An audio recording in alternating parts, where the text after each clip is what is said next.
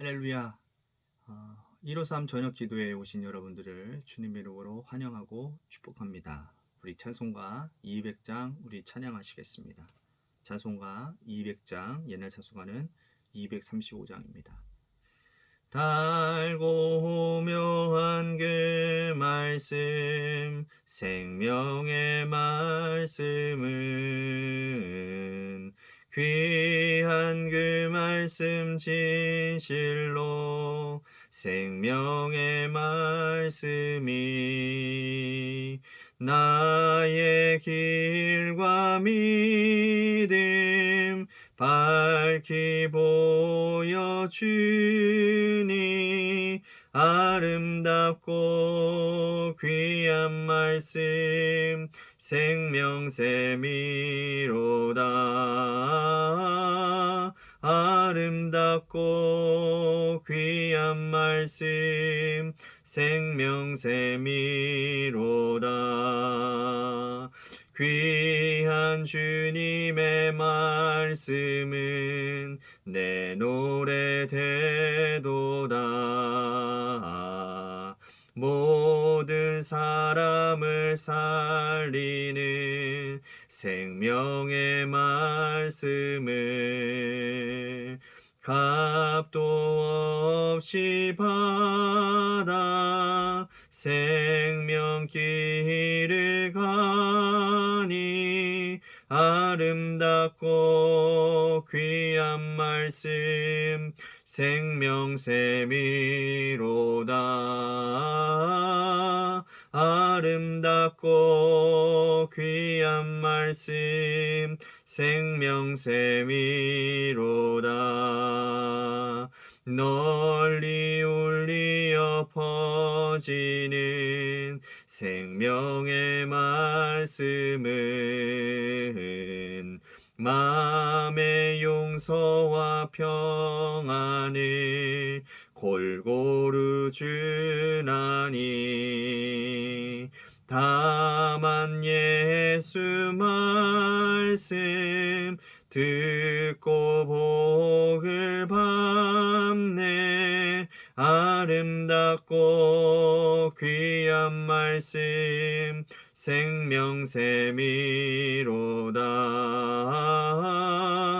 아름답고 귀한 말씀 생명샘이로다.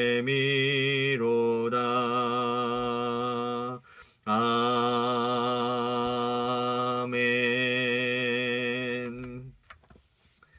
하나님의 말씀 보겠습니다. 하나님의 말씀 요한복음 6장 말씀 우리 같이 함께 보겠습니다. 요한복음 6장 1절 말씀부터 우리 같이 함께 보도록 하겠습니다. 6장 1절서부터 13절 말씀까지 제가 받들어 봉독하겠습니다. 그 후에 예수께서 디베랴의 갈릴리 바다 건너편으로 가시매 큰 무리가 따르니 이는 병자들에게 행하시는 표적을 보았음이로라.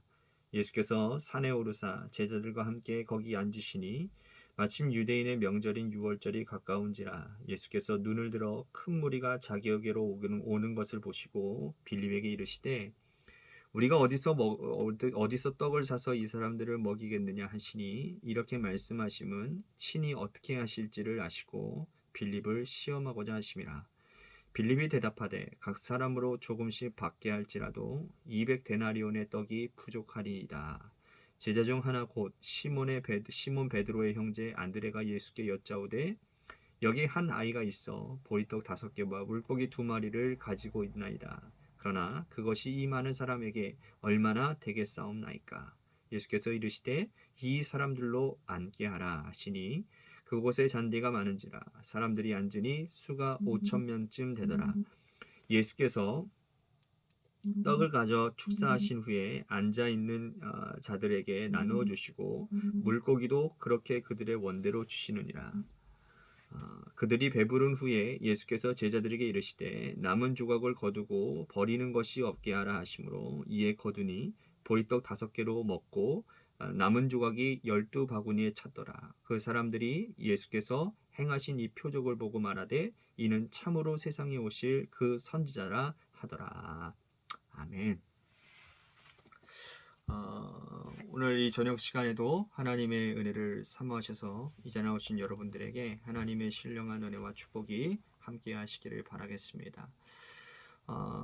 같은 공간에 여러 사람이 같은 목적을 가지고 있는 것처럼 보인다고 하더라도 사실 그 사람 속 면면을 들여다보면 그들은 다 같은 목적을 가지고 있는 것은 아닐 것입니다. 예를 든다면 영어 학원에 같은 선생님에게 배우는 여러 학생들이 있다고 칩시다. 그 중에 어떤 사람은 해외여행을 위해서 영어 공부를 하고 또 어떤 사람은 단순한 취미를 위해서 영어 공부를 하는 사람이 있고 또 어떤 사람은 취업을 위해서 영어 공부를 하는 사람들이 있습니다. 또한 취업 후에 승진을 위해서 영어 공부하는 사람들이 있다는 것이죠. 각자 다 다른 목적과 다른 이유 때문에 그 학원의 자리에 앉아 있는 것입니다. 각자의 절실함과 절박함, 그리고 그들이 학원에 온 이유에 따라서 성취도와 또 앞으로 그들의 발전은 다르게 나타나게 될 거라는 것이죠. 여러분, 신앙생활은 어떨까요? 우리가 같은 교회에 같은 자리에 앉아서 함께 예배드리고 또 성도의 교제를 같이 나누는 것 같지만 사실 우리가 같은 목적을 가지고 있는 것은 아님임을 알게 될 때가 있습니다. 어떤 분은 진실로 예수님 한 분으로 만족하고 주님의 말씀을 생명처럼 여기고 그 말씀을 따르는 분이 있는가 하면 반면에 어떤 분은 교회에 나오는 목적이 사람을 사귀기 위해서, 어떤 분들은 세속적인 성공을 위해서 예수님이 필요했기 때문에, 어떤 분들은 단순한 종교적 취미생활로 교회에 나와 신앙생활 하시는 분들이 있을 것입니다. 우리가 겉으로 볼 때에는 다 똑같은 성도처럼 보입니다. 하지만 하나님은 그 속마음과 그들이 이 자리에 나와 있는 이유를 다 알고 계시는 거예요. 심판날 주님께서 영광의 날에 이를 때에 그때 우리가 이 자리에 앉아 있는 이유를 따라 주님께서는 분별하시고 심판하실 겁니다. 오늘 본문에 등장하는 사람들은 예수님을 어떤 이유로 따랐을까요? 오늘 2절 말씀을 다시 한번 봅니다. 큰 무리가 따르니 이는 병자들에게 행하시는 표적을 보았음이로라.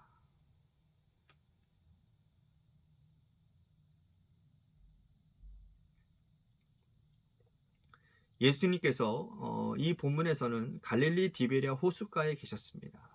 갈릴리 호수, 즉 디베랴 호수라고 하는 이 호수는 아주 작은 공간이고 또 아주 작은 시골 마을이었습니다. 그런데 이곳에 수많은 사람들이 몰려들었습니다. 나중에 오병이어 사건을 행하시는 것을 보면 남자만 5천 명이라고 하니까 여러분들이 아시는 것처럼 남녀노소, 어린아이들, 병든 자들 이런 사람들 다 모으면 한 2만 명 훨씬 넘는 사람들이 그곳에 모였다라고 이렇게 예측을 하고 있지요. 근데 이 오병이어의 사건이 일어났던 때가 6월절입니다.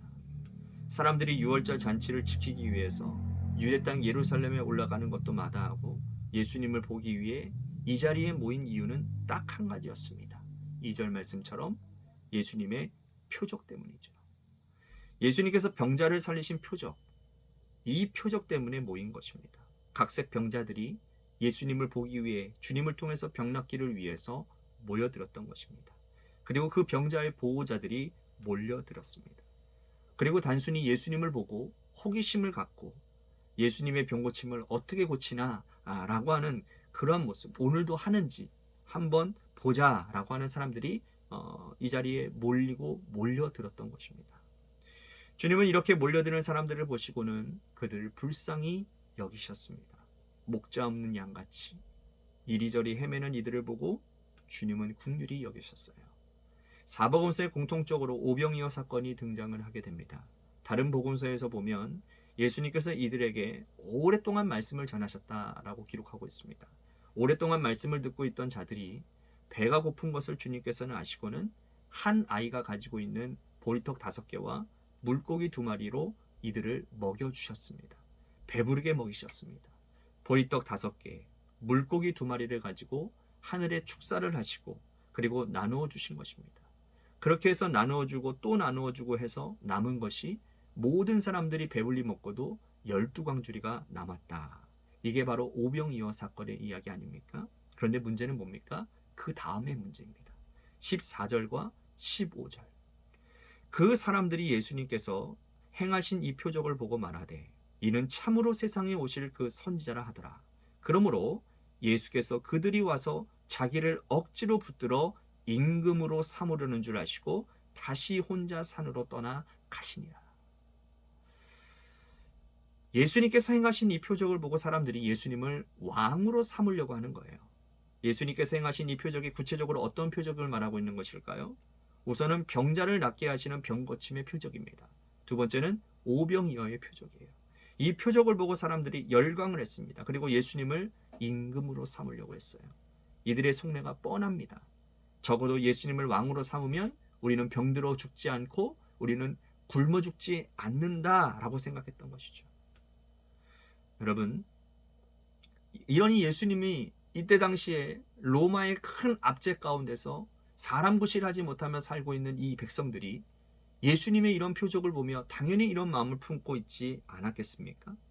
그래서 이들은 예수님을 왕으로 삼으려고 열광적으로 주님을 따라다녔습니다. 겉으로 보기에 어때 보입니까?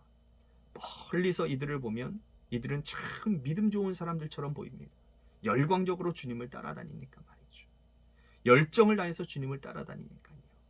6월절 잔치에 예루살렘에 올라가는 것도 마다하고 수많은 무리들이 예수님을 따라다녔으니 이들 모두가 다 신앙이 좋은 것처럼 보입니다. 하지만 그 속내를 들여다보면 이들은 구약시대에 바알과 아세라를 섬겼던 바알 신앙자들과 똑같은 자들입니다. 왜냐하면 먹고 마시는 것 때문에, 병고침 때문에, 풍요의 신, 농경의 신, 바알을 섬겼던 그들과 다를 바가 없기 때문이라는 거죠. 원인이 제거되면 예수님께서 먹는 것, 입는 것, 병 고치는 것을 중단하신다면 이들은 예수님을 더 이상 따를 이유가 없을 것입니다. 여러분들은 어떻습니까? 오늘 이 시간 주님을 따르는 이유가 무엇인가요? 우리가 예수님을 따르는 제자라고 스스로 자처하는 이유가 무엇인가요? 오늘도 이 저녁 시간에 우리들이 이 늦은 시간에 여러분들이 삶의 자리 가운데 모든 것을 다 마무리하고 고단하고 피곤한 가운데도 이 저녁 시간에 여러분들이 이 예배를 드리는 이유가 무엇인가요? 무엇 때문에 예수님을 그토록 따르는 겁니까? 병고침을 위해서? 단순히 먹고 사는 것을 위해서? 아니면 예수님 자체 때문입니까? 예수님은 이들의 문제를 보시고 병이 심각하다라는 것을 아셨어요. 그래서 주님은 자기 자신이 생명의 떡임을 나로 인한 부산물을 먹어야 될 것이 아니라 나 자체를 먹으라고, 나 자체를 마시라고 주님 말씀하십니다. 32절과 33절 보십시오.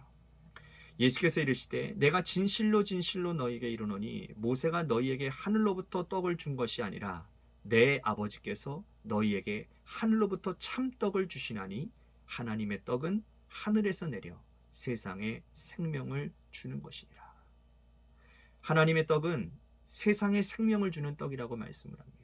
예수님께서 베푸신 오병이어의 떡을 먹고 마셔봐야 이것은 또다시 돌아서면 배가 고픈 겁니다. 그런데 예수님 자체 생명의 떡을 먹으면 영원히 배고프지 않답니다.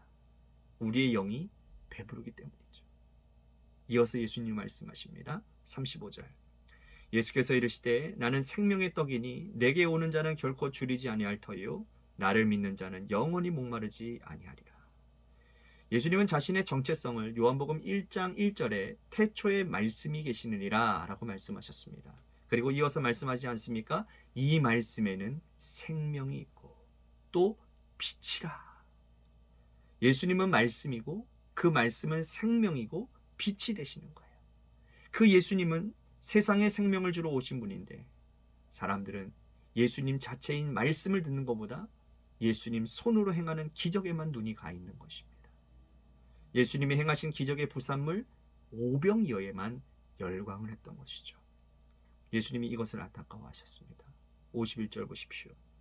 나는 하늘에서 내려온 살아있는 떡이니 사람이 이 떡을 먹으면 영생하리라. 내가 줄 떡은 곧 세상의 생명을 위한 내 살이니라 하시니라.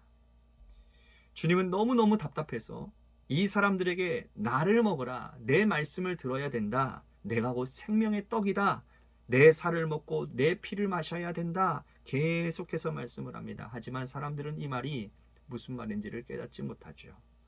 사람들은 계속해서 요구합니다. 예수님, 우리에게 행하셨던 것처럼 오병이어의 기적을 매일매일 일으켜 주십시오. 우리에게 행하셨던 병 고치는 기적을 매일매일 일으켜 주십시오. 그래서 우리가 예수님을 따라서 영생불사하고 영원히 죽지 않고 이 땅에서 영원토록 살아가며 우리가 예수님을 따라서 배고픔 걱정하지 않고 살게 해 주십시오. 그러나 주님은 여기에 타협을 하지 아니하십니다. 나는 생명의 떡이다 라고만 끊임없이 말씀하십니다. 그래서 사람들은 결국 어떻게 됩니까? 66절 보십시오. 그때부터 그의 제자 중에 많은 사람이 떠나가고 다시 그와 함께 다니지 아니하더라. 여러분들은 어떠하십니까?